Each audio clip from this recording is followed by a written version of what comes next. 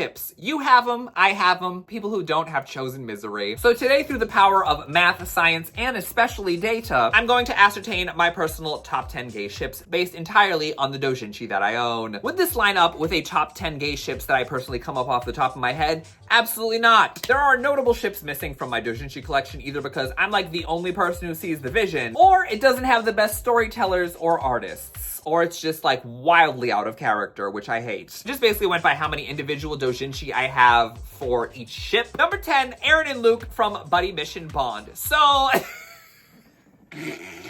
Buddy Mission Bond is not localized in English. There is basically two couples. They're not exactly couples, but they are like two duos that I believe their stories are connected and whatnot. I do not really know that much about the game, to be fucking honest. Basically, as a consumer, it's for me, it's giving OC.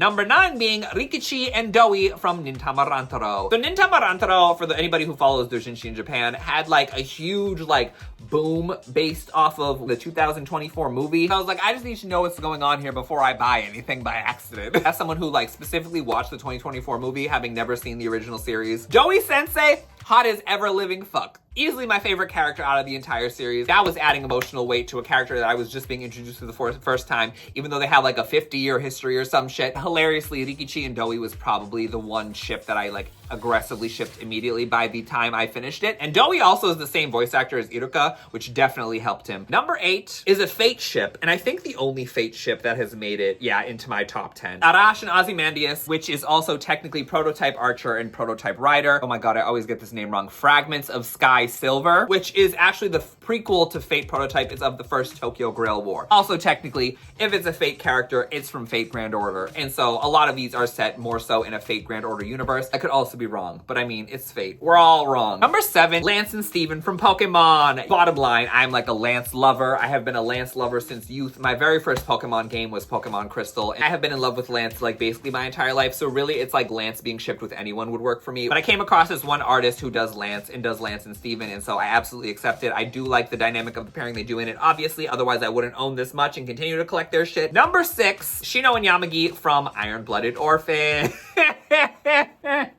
This is not the only Norbashino doujinshi pairing that I own, but it is the one that I have the most numerically. Number 5, Future Gohan and Future Trunks from Dragon Ball Z. Specifically Dragon Ball Z, the episode or history of Trunks, but also Dragon Ball Heroes, technically Xeno Trunks and technically Xeno Go. Y'all don't care about any of this. It's Dragon Ball lore. I'm actually surprised it wasn't my number 1. I'm looking at my top 3 and it's just like, I'm a mess. But anyway, number 4, Kakashi and Naruto from Naruto. Growing up, I was a Kakasaku. No, I was a Spice. No, but I was a Narusaku. Everybody over here was like, no, Narusasu. Everybody over here was like, no, Sasusaku. And I was like, Narusaku in the middle.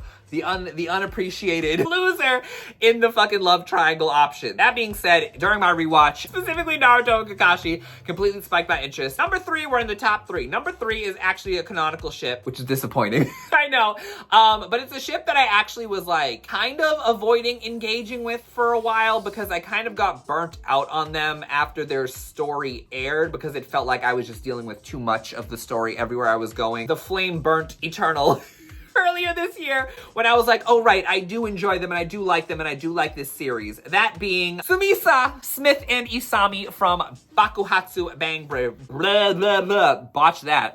Sumisa, aka Smith and Isami from Yuuki Bakuhatsu Bang Bravern. I've like ranted and raved about Bravern and how much I love it in like prior videos, but I really was burnt out on Bravern by the time it ended for several different factors. It's definitely due for a rewatch for me personally. I absolutely adored it. I personally more so prefer to ship Isami as the top, but that is like very much me and the people of Japan are not aligned whatsoever is all I will say on that. And I also really like the idea of Isami and I want to say Sosuke because that's Sosuke Bosuke's voice actor from Free, but I forget what the character's name is. Also very much enjoy that pairing, and I do believe I have one doujinshi of them, but I wish there was more. Number 2 should not surprise you. It also relates to this shirt. I'm just now realizing and this was not intentional. I literally put this shirt on because I was like, well, what's a shirt that goes along with Data?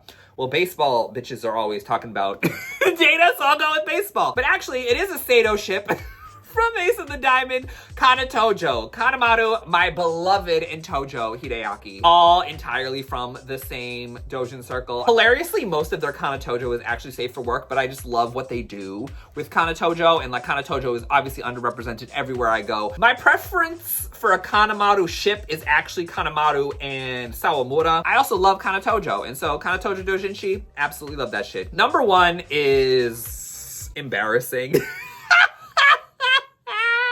And it is also important to pride, Ryohisa, or aka Miyagi and Mitsui from Slam Dunk. To kind of round things out, I will give 11 through 13 in that order. Minami and Uozumi from Free. Number 12 is Rukawa and Mitsui from Slam Dunk. So I know, not what you thought. Usually it's Ruhana. I actually don't own that much Ruhana. I would like to own more, but I definitely do not own enough that it would be even close to the top 10. And then number 13 is fucking Daisuga. Daisuga I do not love. But again, from the fucking ship video y'all saw, the way that artist draws fucking Daichi is incredible. It's like this thick. It's like a B5 size, so it's like big. It's like this is why I call it the Daisuga Bible. It is like a fucking unit. A unit of paper of this artist's collection of Daisuga doujinshi over the years. Now, surprise, there's actually a second list that I think overall is like more indicative of my personal interests. It's based on the total size, the unit, the mass of doujinshi I own of each coupling. So I just stacked the doujinshi, all the doujinshi I had by ship on top of each other, and whatever the highest pile was, that was number one, and we went in ascending order,